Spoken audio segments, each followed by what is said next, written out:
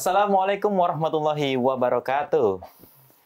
Halo Sobat Muslim yang dirahmati Allah Subhanahu wa Ta'ala. Alhamdulillah, jumpa lagi dengan saya Zidni Adam dalam program Share It.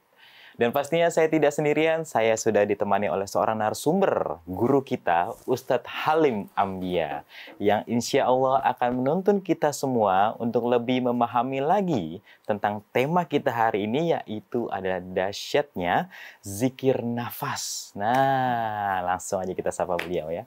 Assalamualaikum Ustadz. Waalaikumsalam warahmatullahi wabarakatuh. Gimana Ustadz kabar Ustadz? Alhamdulillah sehat. Alhamdulillah sehat ya Ustadz ya. Ustadz, ini tema kita hari ini adalah dahsyatnya zikir nafas. Nah, nafas aja berzikir tuh Ustadz ya. Maksudnya apa nih Ustadz nih? Sebenarnya intinya saya mau mengajak kepada pemirsa untuk memahami bahwa hal yang paling esensial secara fisik dalam kita melakukan sholat dan zikir adalah pernafasan. Tapi ini kadang tidak dibahas dalam rumusan ilmu fikih ataupun tasawuf secara detail. Tapi justru yang membahas kadang ahli kesehatan, ahli meditasi. Gitu. Padahal banyak hal yang bisa dipelajari dari olah nafas ini. Nah, tapi bagi kalangan thariqah, mereka yang mengamalkan tasawuf dengan pengamalan zikir tertentu, kadang memang mereka mengajarkan olah nafas ini. Misalnya, mengapa zikir itu menenangkan batin? Mengapa sholat itu menenangkan batin? Itu kan karena teknik pernapasan yang benar. Bukan pernapasan dada yang bikin cemas. Tapi pernapasan perut yang menggunakan diafragma. Yang otot besar. Diafragma itu otot besar yang memisahkan antara rongga dada dan perut. Sehingga kita bisa punya efek yang menenangkan batin, mengurangi kecemasan, rileks. Jadi pelepasan kita dalam sholat dan zikir menjadi enak, menjadi healing. Nah, orang yang misalnya menggunakan pernapasan yang salah dalam berzikir, hingga akhirnya zikir bikin tegang. Sebetulnya secara alamiah, tanpa harus diajarkan tekniknya, kita tiap hari juga sebetulnya sering banget menggunakan pernapasan diafragma. Misalnya sebelum tidur kan, tenang, pakai narik nafasnya pakai hidung, tarik keluar, masuk dari perut ya, keluar healing. Ini menenangkan. Jadi orang kalau dengan pikiran yang mungkin stres dan depresi berat, sehingga nafasnya kadang nggak diatur, padahal dari narik nafas dia bisa tenang. Udah, misalnya kan ada banyak, udah kamu jangan marah dulu, tarik nafas dulu. Oke, tarik pelan-pelan, keluarkan pelan-pelan, tarik nafas lagi pelan-pelan. Padahal dia tidak ngerti tekniknya secara detail, tapi kan ini refleks. Orang pun mencari nafas yang menenangkannya. Tarik nafas, menenangkan perut. Habis itu turun lagi pelan-pelan, turun lagi pelan-pelan. Nah, ini membantu. Sama saat kita mulai berniat untuk sholat misalnya. Sholat kan diawali dengan niat. Sebelum takbir, kan kita menenangkan diri itu. Kita mengatur nafas kita. Nah, kalau kita niatkan sholat, lalu nafasnya juga teratur, kitanya merasakan kedamaian, masuk dalam frekuensi yang alfa, ini kan menenangkan. Tarik 3 kali. Turunkan pelan-pelan. Tarik lagi, tapi perut, pernapasan perut. Tarik. Keluarkan pelan-pelan. Tarik lagi 3 kali misalnya. Ketika takbir, ya kita sudah dalam kesiapan. Tenang batin, nggak merasa cemas, rileks. Apalagi saat kita takbir betul-betul melepas segala beban penderitaan rakyat. Segala beban utang piutang, beban masalah keluarga, beban masalah pekerjaan, kan meninggalkan semuanya. Jadi secara psikologis juga kita menghentikan pikiran yang macam-macam dalam diri, tapi juga napas diatur. Jadi tema besarnya itu, bukan saya bikin aliran baru, bikin zikir nafas, nggak gitu. Tetapi ini ada dalam setiap orang sebetulnya ketika mengikuti thariqah tertentu, misalnya thariqah Qadiriyah wa Naqsabandiyah Suryalaya. Ada zikir jahar dan zikir khafi. Zikir jahar itu yang diucapkan secara lisan dengan keras berulang-ulang. La ilaha illallah, la ilaha illallah, la ilaha illallah, la ilaha illallah. Itu kan mau tidak mau kita harus berlatih pernafasan yang benar. Nafasnya dari hidung, mulut, tidak dijadikan sebagai alat untuk memasukkan dan mengeluarkan nafas kita. Dan menggunakan pernafasan perut. Sehingga bisa berulang-ulang pun tidak ngap, tidak batuk-batuk. Dan menenangkan. Tapi kalau kerasanya, la ilaha illallah, la ilaha illallah terus pakai dada, ya ngap dan makan sakit dada kita. Dan kita stres. Gitu. Nah, ini setiap thariqah pasti dikenalkan model begini. Oh gitu. Ustaz. Ada juga yang memang di Naqsabandi, di thariqah Naqsabandi dikenalkan zikir nafas. Zikir nafas secara khusus. Bagaimana kita membaca Allahu Allahu seiring dengan masuknya nafas kita dan keluarnya nafas. Misalnya. Jadi intinya tarik nafas. Baca Allah, keluarnya hu. Atau ada juga yang sudah, nggak usah pakai aturan begitu. Yang penting mah kita narik nafas, ingat Allah, keluar nafas, ingat Allah. Dia dijadikan sebagai media, pengingat kita untuk memudahkan. Sehingga ini sejalan dengan firman Tuhan bahwa kita nggak diperintahkan untuk berzikir sebanyak-banyaknya. Zikir sebanyak-banyaknya berarti dalam setiap keadaan. Saat keadaan kita lagi bekerja, lagi belajar, lagi sebelum tidur, atau mungkin saat tidur, atau mungkin kita lagi bermain, kita lagi bikin kopi, fisik tea. Oke, kalau pakai nafasnya, pakai nafas yang tidak teratur, nggak tenang, dikit-dikit gelas pecah gara-gara kecemasan. Iya, dikit-dikit saya baru belajar gitu. Nuangkan di fisik tea nih, gitu, ya kan? Karena kalau dia tenang, nah itu dah. Dan di pernapasan zikir semuanya menggunakan pernapasan diafragma yang kadarnya, pengaturannya tergantung pada zikir yang dilakukan. Inilah menjadi penting.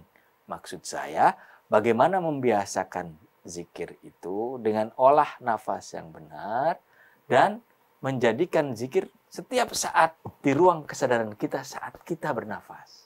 Gitu. Maksudnya itu, Ustaz. Iya, maksudnya. Kalau bisa setiap nafas kita berzikir gitu, Ustaz, atau bagaimana? Iya, bisa mungkin menjadi daya pikir yang kita ingatkan dalam kesadaran. Bisa juga kita ucapkan secara lirih atau mungkin kita getarkan secara batin. Tapi dengan bantuan nafas. Nah, terus kalau lagi tidur gitu, Ustaz, harus pakai zikir nafas juga atau bagaimana, Ustaz? Ya di permulaannya sebetulnya saat orang mulai masuk ke tidur, sebetulnya kan pernafasan diafragma. Kalau misalnya pernafasan pakai mulut, di awal kita nggak membiasakan pakai hidung, mulut, akhirnya ngorok dan sebagainya nih. Kok itu kan penyakit juga itu. Iya, betul, Ustaz. Maka membiasakan zikir sebelum tidur dengan keheningan, dengan kedamaian, dengan ketenangan yang mulai teratur kita biasakan. Itu mempunyai efek healing. Dalam tidur pun jadi tidur yang sehat. Gitu. Pada saat yang sama, zikir juga merasakan kehadiran Allah. Zikir, sholat maksud saya, bukan sholat. Tidur menjadi peristiwa ruhani. Iya. Kan saya pernah bahas ya. Pernah bahas di episode waktu itu. Allah yatawaffal anfus hina mautiha wallati lam tamut fi manamiha. Allah menggenggam jiwa seseorang saat tidurnya. Jadi tidur adalah peristiwa ruhani.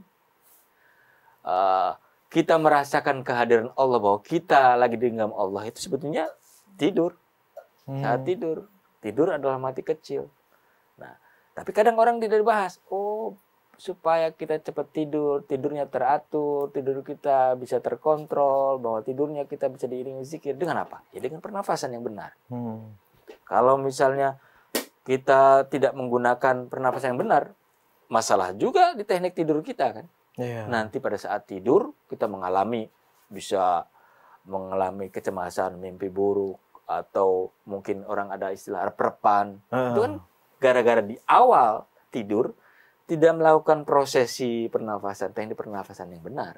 Gitu. Jadi kalau orang sudah secara refleks mampu menjadikan nafasnya sebagai media untuk mengingat Allah, untuk berzikir kepada Allah, automatically itu akan bisa tenang dari pernafasannya.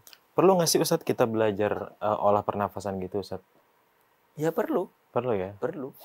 Jadi bagaimana kuat, misalnya orang ada yang berzikir 1000 kali baca sholawat, ada yang 3000. Iya. Misalnya ada berzikir la ilaha illallah, ada yang 165 kali setiap sholat dengan baca la ilaha illallah. Itu kan bagi sembarangan biasa orang yang tidak biasa belajar teknik nafas, ya engap membaca la ilaha illallah, la ilaha illallah, la ilaha illallah, la ilaha illallah. Itu kan engap juga. Kalau tidak bisa membiasakan bagaimana pernafasan hidung dengan ketenangan jiwa, dengan olah nafas menggunakan perut dan melalui diafragma, ya dia engap nanti di dada, rasa dada dia sakit. Iya. Nah, penyanyi pandai melakukan pernapasan ini. Karena dia belajar ya Ustadz ya pernapasan ya. Pernapasan. Masya Allah. Begitu juga misalnya ketika baca Al-Quran, kita kan bukan orang Arab, maka kita harus ikut kaidah atau metode tajwid. Panjang pendeknya bagaimana, makhrajnya bagaimana, kapan mad itu hanya 2 harokat, kadang 4 harokat, kadang 6. Ini dipanjangkan, ini dipendekkan, ini dipantulkan, ini dimasukkan, ini didengungkan. Itu kan sebetulnya membutuhkan teknik pernafasan diafragma juga. Makanya punya efek juga ketika orang dia tidak paham makna bacaan Al-Quran. Misalnya, kita orang Jawa, orang Sunda, baca Al-Quran. Karena kita udah niatkan untuk ibadah, ketenangan batin muncul, nafas benar, lalu tajwid benar, menjadi efek healing baca Al-Quran itu. Jadi kalau kita telaah secara mendalam, orang yang baca Al-Quran secara baik dan benar sesuai makhrajnya, sesuai tajwidnya, itu sebetulnya juga melakukan olah nafas, gitu, yang punya efek menghilangkan kecemasan, menghilangkan kekhawatiran, mendamaikan jiwa, menenangkan batin, menjernihkan pikiran, gitu. Dari pernafasan salah satunya. Gitu. Masya Allah. Tapi untuk zikir itu kita perlu ada punya guru nggak sih Ustaz? Nah, ya. Zikir dalam nafas itu. Jadi begini, ya semua zikir yang sifatnya mendalam. Silakan Ustaz. Sifatnya mendalam, terus lebih luas dan butuh guide, butuh pengawasan, butuh petunjuk. Ya memang mau tidak mau harus punya guru. Tapi beginilah intinya. Punya guru atau tidak punya guru, perintah Al-Quran dan perintah Nabi bahwa kita berzikir setiap saat itu kan perintah. Betul. Kita mau nafasnya cara apa? Mau naik motornya tuh miring ke kanan atau miring ke kiri, itu urusan kita. Tetapi bahwa kita diperintahkan untuk berzikir setiap saat dalam keadaan apapun sebanyak-banyaknya dengan kesadaran kita. Gitu.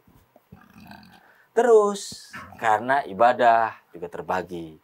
Ada ibadah mahdoh, ada guru mahdoh. Ada ibadah yang diperintahkan oleh Allah dan Rasulnya, dicontohkan oleh Rasulullah, diatur tata cara teknisnya, semacam sholat, puasa, zakat, ya, haji. Itu kan tata cara teknisnya semuanya diatur. Iya, betul. Ya aturan main semacam itu, ya mau tidak mau itu baku, harus kita telan itu. Kita pilih fikih yang mana, mazhab mana. Gitu. Nah, kalau zikir diperintahkan sama Allah dan Rasulnya, dicontohkan oleh Rasulullah. Tapi ada zikir-zikir yang memang tidak diatur tata cara teknisnya. Tata cara teknisnya. Ya kan tadi miringnya bagaimana, nafasnya panjangnya. Apa pernafasan 3-2-1 atau 4-4. Empat, iya, Oh, 4-3-3. beda-beda Main itu. bola jadi Oh, misalnya. iya. Itu kan beda. Iya, heeh. Jadi yang penting di situ hadis sebutkan, oh ini istighfar ada hadis yang menyebut 70 kali, ada yang menyebut 100 kali. Kemudian ada hadis tentang 33 kali misalnya. Oh, ini baca sholawat sebanyak-banyaknya. Aturan main semacam itu kan ada dalam tradisi yang diungkapkan atau hadis yang terungkap hadis secara tekstual atau diamalkan oleh penduduk Madinah dan Mekah oleh para sahabat yang itu eksis ada.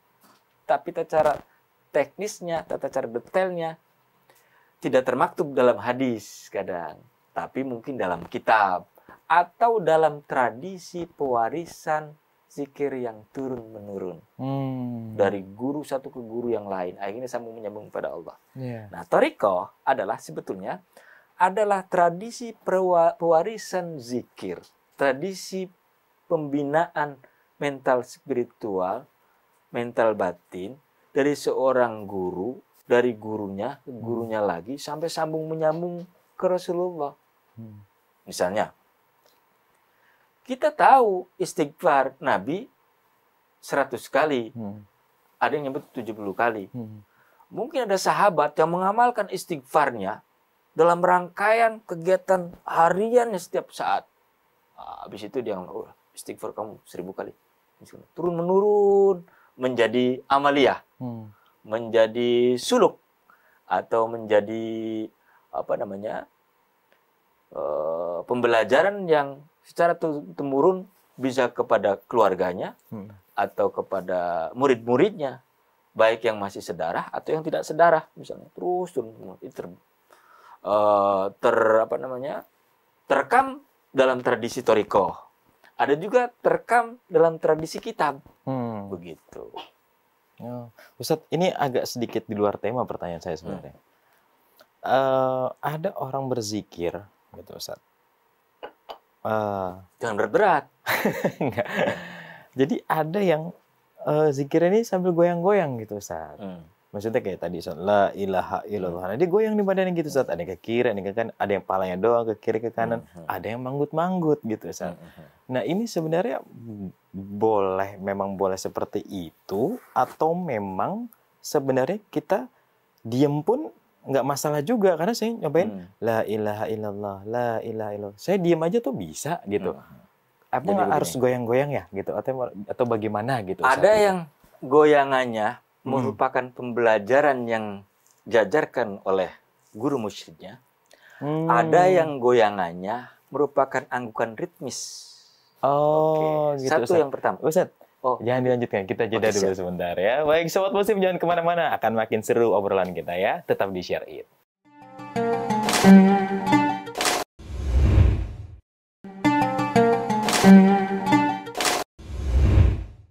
Baik Sobat Muslim, masih bersama saya Zidni Adam dan juga Ustadz Halim Hambian. Nah, Ustadz, tadi pertanyaan saya nih Ustadz nih ya, sebelum kita jeda. Ada zikir, ada orang berzikir itu dia goyang nih Ustadz nih, ke kiri, ke kanan. Ada yang goyang itu ke depan, ke belakang. Ada yang kepalanya doang Ustadz. Ada yang diem aja. Nah, ini sebenarnya itu memang kita harus bergoyang ataukah memang bagaimana itu hukumnya Ustadz maksudnya? Jadi ada dua hal. Yang pertama, ada yang goyangan, anggukan, tarikan nafas dengan teknik detail pelaksanaan prakteknya diajarkan oleh guru mursyidnya. Gitu. Ada yang kedua, yang itu anggukan ritmis, yang merupakan refleks saja dari reaksi kimiawi badan atau psikologinya. Saya saya kasih tahu hal yang pertama dulu. Misalnya dalam thariqah Qadiriyah ada dikenal zikir jahar dan zikir khafi. Zikir jahar adalah zikir yang diucapkan secara lisan dengan keras, dengan tujuan untuk membersihkan, cleansing tubuh agar dirasakan zikir itu secara lahir dan batinnya. Nah, gerakannya di awal, mengapa dalam thariqah Qadiriyah wa Naqsabandiyah Suryalaya misalnya, kan zikirnya la ilaha illallah, la ilaha illallah. Itu dikenalkan tentang tujuh titik latifah. ada 7 manusia gitu kan. Itu kan berarti ini ajaran para guru mursyid yang secara turun-temurun, ada silsilah ilmunya, ada sanadnya, diajarkan. Itu misalnya zikir jahar ini kan sejak sahabat Sayyidina Ali pun melakukan. Titik-titiknya mengapa koordinat itu, titik latifah itu menjadi penting. Nah, ini penjelasannya nggak cukup 1 semester. Pokoknya tarikannya ini tarikan yang berdasarkan ketentuan titik latifah agar ia menjadi pembelajaran. Efektivitas dan efisiensi zikir berpengaruh karena titik-titik tadi. Dia narik. La ilaha illallah. Sampai di titik di mana kita memfokuskan illallah pada jantung kita. 2 jari di bawah puting sebelah kiri. Itu titik jantung. Pertanyaannya, apa di situ roh? Titik roh? Enggak gitu. Koordinat roh bukan koordinat fisik. Kan gitu. Ya. Ini hanya memudahkan orang. Jadi sebelum mengamalkan zikir yang 165 kali, dia biasanya menggunakan 3 hentakan dulu. La ilaha illallah. Biar kerasa secara batin. Nah, berikutnya, anggukan ritmis yang hanya penanda saja. Kadang menjadi refleks. Ini kaitannya sama dengan kita lagi belajar mobil. Baru di awal, sen kiri, sen kanan, ini gasnya udah pas belum, jok miring sedikit aja, kurang maju, atau agak kesini aja pengaruh kalau orang baru belajar nyetir mobil. Betul. So, jalan sempit sedikit aja udah tegang dia. Kadang melakukan itu. Mengapa ini dilakukan? Karena ini sudah ada tata cara, aturan main dalam thariqah tertentu. Thariqah kan artinya metode. Ada metode tertentu untuk konsentrasi, untuk fokus, untuk mendapat efektivitas zikir yang berlimpah. Sehingga ini juga diajarkan teknik pernafasannya. Begitu. Nah, yang kedua tadi, ada juga anggukannya yang hanya anggukan ritmis tanpa tahu dia aturan main, tata cara teknis, atau tidak diajarkan oleh guru mursyidnya. Misalnya kayak orang, la ilaha illallah, la ilaha illallah. Sama halnya dengan tiba-tiba kaki kita ikut goyang-goyang, ada musik dangdut yang kita sukai. Deng, deng, deng. Misalnya kan.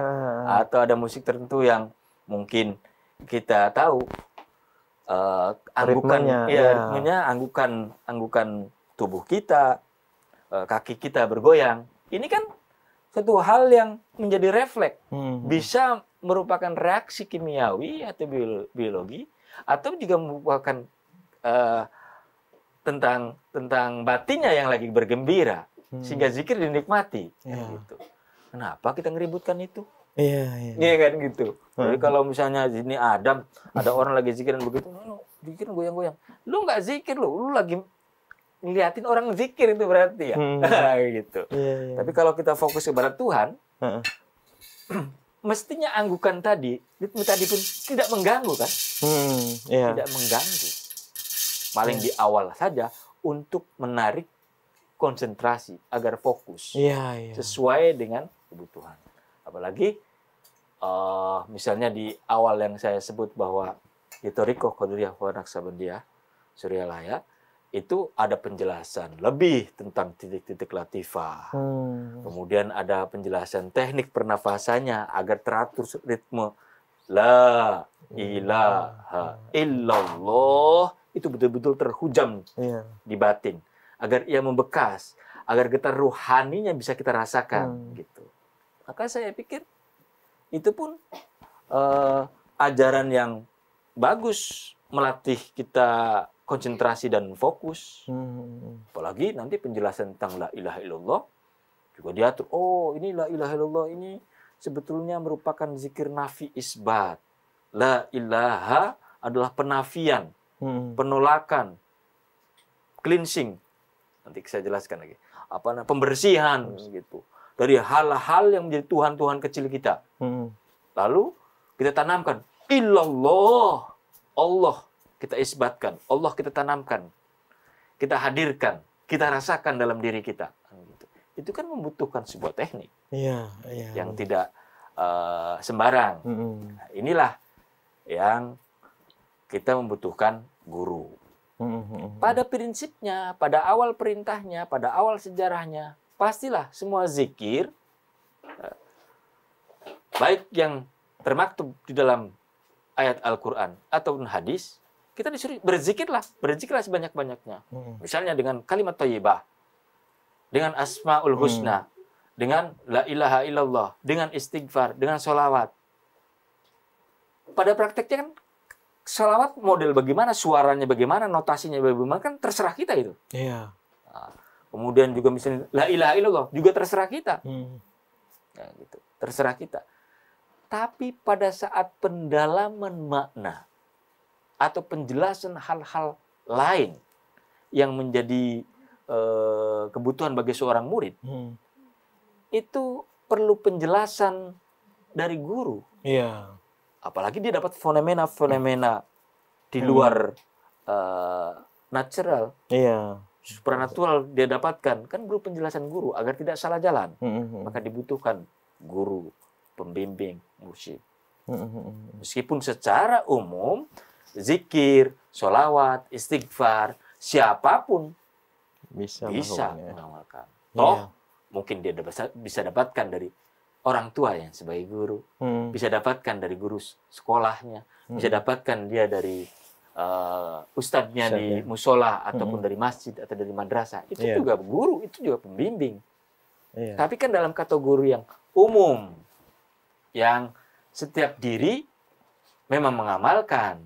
Gitu. Misalnya sholat, tata cara sholat, rukun sholat, syarat sholat, sunnah sholat, apa saja kan udah diajarkan sejak di bangku sekolah atau mungkin di rumah dari bapak dan ibu sebagai guru kita. Apalagi kalau menjadikan ibu sebagai madrasatul ula, madrasah pertama adalah ibu. Maka sebetulnya bapak ibu pun mursyid ya, dalam kategori tertentu. Tapi lebih mendalam lagi, karena belajar zikir bukan hanya sekedar yang hanya di mulut, bukan hanya pada pikiran, maka dibutuhkan guru yang memahami, yang ahli. Perlu ada ahli zikir, perlu ada pembimbing ruhani. Maka disarankan untuk bertoriko. Kalau bicara masalah zikir nih Ustadz nih, memang ada jumlah tertentu Ustadz, yang dimana kita untuk melaksanakan zikir tertentu, misalkan kayak contoh, sehabis sholat kita membaca Subhanallah, Alhamdulillah, Allahu Akbar itu sebanyak 33 kali, ataupun misalkan istighfar sebanyak 70 ataupun sampai 100 kali gitu. Nah, apakah jumlah ini memiliki pengaruh gitu Ustadz? Maksudnya dalam arti harus sampai segitu ataukah tidak gitu? Itu berpengaruh nggak sih Ustadz? Kalau dikatakan berpengaruh, aku akan saya katakan berpengaruh. Bahkan numbering atau jumlah bilangan, itu saya yakin dan saya yakinnya itu ada pengaruh. Tapi kalau menyatakan bahwa nomor itu atau bilangan itu menjadi satu-satunya pengaruh, menjadi salah. Kan boleh jadi istighfar yang kita ucapkan 100 kali belum menembus pada kesadaran batin yang lebih mendalam. Itu Rasulullah 100 kali beristighfar. Rasulullah maksum, terbebas dari dosa. Dia beristighfar. Kita ini tiap hari dari mulai bangun tidur mau tidur lagi, dosanya ribuan.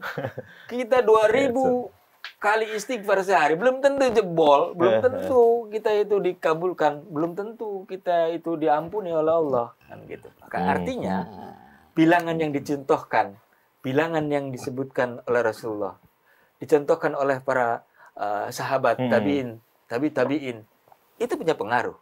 Tapi kalau menjadikan bilangan itu satu-satunya jalan, menjadi salah. Karena konsepnya zikir harus sebanyak-banyaknya. Ya lebih dari 33, lebih dari 100 istighfar, maka itu menjadi penting. Jadi lebih baik gitu. Lebih baik. Gitu. Sama misalnya di zikir thariqah manapun. Misalnya yang karena saya adalah pengamal thariqah Qadiriyah wa Naqsybandiyyah Suralaya, diusahakan harus zikir la ilaha illallah 165 kali setelah sholat. Nah, itu kan sebetulnya angka paling minimal. Oh gitu Ustaz. Angka paling minimal. Kita bisa lakukan lebih. Nah ketemu angka 165 itu dari mana? Berarti ada tradisi pewarisan zikir dari guru mursyid Oh. yang mungkin hasil dari penglihatan batin, penglihatan ilmunya, melihat bahwa angka ini untuk mendidik orang, melatih orang. Kan berarti kan ada unsur pendidikan di situ. Yeah. Ada penggembelengan ruhani. Yeah. Dasarnya kan itu. Yeah. Begitu juga mungkin ada orang, "Woi, kalau kamu mau ngamalkan sholawat Fatih ini harus 313 kali atau harus sekian ribu." Kan boleh jadi itu merupakan pengalaman gurunya yang ditularkan kepada murid-muridnya agar mendapat keberkahan dan manfaat. Tapi karena Tuhan ilmunya luas, boleh jadi Zidni Adam baru 15 kali langsung usul. Kan boleh jadi. Oh, amin. Masya Allah. Boleh jadi. Iya, bisa. Karena hati orang siapa yang tahu kan. Iya. Boleh jadi di pengulangan, pendalaman, penghayatan batin seorang Zidni Adam melampaui kebiasaan praktek yang dilakukan dalam tarekat tertentu. Kan boleh jadi. Iya. Gitu. Nah, kita juga tidak boleh menyalahkan orang atau mengkritisi tanpa ilmu, mengkritik tanpa ilmu. Padahal itu menjadi tradisi pengamalan zikir yang sudah bertahun-tahun dan berabad-abad. Iya. Gitu. Oh, Masya Allah. Iya, karena kan ada bilangan tertentu gitu. Nah, kalau kayak subhanallah, alhamdulillah, Allahu Akbar, itu harus 33 kali gitu, Ustaz ya? Ya, tetapi sebetulnya itu hanya angka. Pada ayat yang lain kan kita harus zikir sebanyak-banyaknya. Iya sih. Zikir sebanyak-banyaknya. Misalnya, kita habis sholat itu kan disuruh baca zikir 33 kali, subhanallah, alhamdulillah, Allahu Akbar. Iya. Tapi pada hadis yang lain, atau pada pengamalan zikir sahabat yang lain, itu kan banyak hal yang kita harus ungkapkan dalam wirid. Gitu. Atau mungkin prosesi bacaan sebelum tidur misalnya, sebelum tidur. Nabi saja menyuruh kita baca Al-Fatihah, baca surat Qul, baca ayat kursi, kemudian beristighfar, bersolawat menjelang itu. Angkanya berapa, sampai di mana? Kan belum ada survei. Mungkin secara filologis, secara teks mau seperti apa kan nggak bisa. Tetapi untuk melihat tradisi pewarisan zikir yang menyambung sanadnya, ya kan bisa kita saksikan dalam thariqah. Entah itu Qadiriyah wa Naqsabandiyah, entah Saziliyah, entah Satariyah, yang merupakan tradisi pewarisan yang turun-temurun begitu, yang berdasarkan pemahaman dan pendidikan guru-guru mereka. Gitu. Tapi ada juga nggak sih Ustaz zikir tahan nafas gitu? Oh iya. Ada Ustaz ya? Iya. Ya kan kita untuk ini aja. Misalnya untuk tadi la ilaha illallah, la ilaha illallah, itu kan dari olah nafas. Habis itu ada khofi. Khofi itu zikir yang kita diam. Kita diam mengatur nafas teratur. Kita mengheningkan, mata kita terbejam agar ingat dan kita merasakan getar jantung yang dek dek dek dek dek, agar getar ruhani kita membaca Allahu itu sesuai dengan ritmenya, sesuai dengan kesadaran kita, difokuskan untuk itu. Itu kan berarti cara narik nafasnya harus benar kan. Kapan harus nahan, harus dikeluarkan. Ada juga hadis yang menyebut, bahkan ini diungkap dalam thariqahnya Ibnu Arabi. Ini juga ada dalam kitab fatayanya Ibnu Arabi, bahwa Al-Fatihah itu disunahkan kita membaca itu sekali nafas. Itu ada juga ya. Ada hadisnya. Jadi barang siapa yang membaca Al-Fatihah dalam satu hembusan nafas, maka dia akan mendapatkan ampunan Allah, akan mendapatkan rezeki berlimpah, akan ada ini tarikan nafas. Iya. Gimana tuh? Saya awalnya nggak ngerti. Saya paham, oh iya, kalau Al-Fatihah kita baca secara batin kan cepat. Kurang dari 7 detik kita membaca Al-Fatihah dalam satu nafas. Kalau membacanya secara batin, tidak dalam bisikan lisan. Ya, saya nyobain jadi ya sahabat muslim. Iya. Jadi artinya kan itu ada kesungguhan, ada fokus, ada pembelajaran dulu ya Ustaz ya. Ya, jadi apalagi itu menjadi tradisi yang berulang-ulang berpuluh-puluh tahun, beratus-ratus tahun dari tradisi yang berkembang hingga ke Rasulullah. Saya yakin Nabi menjelaskan tentang konsep zikir kepada sahabat, membekali hizib, membekali doa, membekali amalan pada masing-masing sahabat pasti berbeda-beda kan? Iya, berbeda. Tekniknya beda-beda. Jadi kan bahkan ada juga yang maksudnya gini Ustaz, ada zikir yang dimana dia mengatur nafas, ada yang ditahan nafasnya, ada yang dikeluarkan gitu kan, untuk menganut ilmu tertentu gitu Ustaz. Maksudnya dalam arti entah itu ilmu apa gitu, supaya bisa apa gitu. Ada nggak sih Ustaz kayak gitu? Sebetulnya ilmu yang supranatural, ilmu yang hal yang sifatnya klinik bukan objek ilmu tasawuf itu. Tasawuf dan thariqah tidak mengajarkan untuk kita menjadi sakti atau kita menjadi kebal. Iya. Tapi itu memang untuk ini aja ya Ustaz ya. Tapi ada yang kayak gitu ya Ustaz. Akan ada terjadi Ya. Baik Ustaz, nanti kita nyatain lagi Ustaz ya.